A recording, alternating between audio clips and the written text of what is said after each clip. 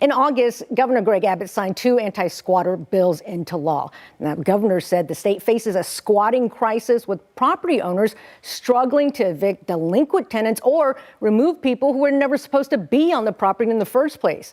Ari Rastegar is the CEO of Rastegar Property Company. Ari, thank you so much for joining us. Thanks for having me. We appreciate your time. You are a real estate developer, investor, deal with properties all the time. What have you seen? Like, you have some horror stories. Yeah, we've definitely had a squatting crisis in this city. There's no question about that. And what I like about these bills is it restores common sense back to property rights. And with that, there's something with the enforceability, which is also really well thought out, meaning you file a sworn complaint. Okay, so those who are filing the complaints need to, put a little bit of emphasis on the truth of what it is, which I like.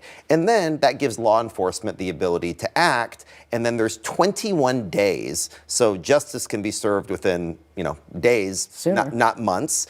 And so it allows due process to happen, for the individual to, if they were there rightfully, they'll have the opportunity to, show evidence in a court, but it certainly closes some of the loopholes of allowing folks that aren't supposed to be on these properties, which endangers communities, endangers other, paying owners. And I think this sends a big message, to the rest of Texas of we're not only pro-business and, we're also pro-home ownership. Sure. Can you paint a picture of what the issue was? Because you dealt with it. Sure. I mean, the issue is individuals coming that don't belong there, that are trespassing, that are in a lot of instances violent. We've had violence against our own employees, our own staffing, other tenants. From squatters. From squatters, yes. Who weren't supposed to be there. They weren't supposed to be there, that, most of them weren't necessarily at one point paying tenants. These are individuals that I think are unhoused in a lot of instances, or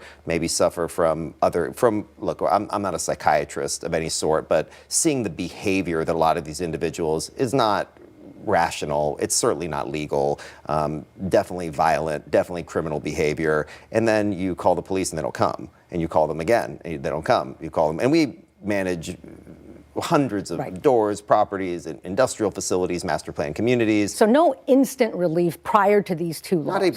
Instant would have, instant would also is out of the question, but you're talking about months and months and months of seeing the same repeat offenders over and over again. So having a 21-day timeline is a great step in the right direction. And then also being able to, once you file this sworn complaint, and since this law has been enacted, law enforcement are now able to do their job. So I sympathize with a lot of the law enforcement individuals that have been called that did come, where they're like, I can't do anything. I can't do anything. And now, these people that are constables, the constables are able to do their job. And I think that's a great step in the right direction to get the city in a place where homeowners feel safe, because even as investors, investors do better when communities are safer. There you go. Ari, thank you so much for coming on and enlightening us about 2 new laws.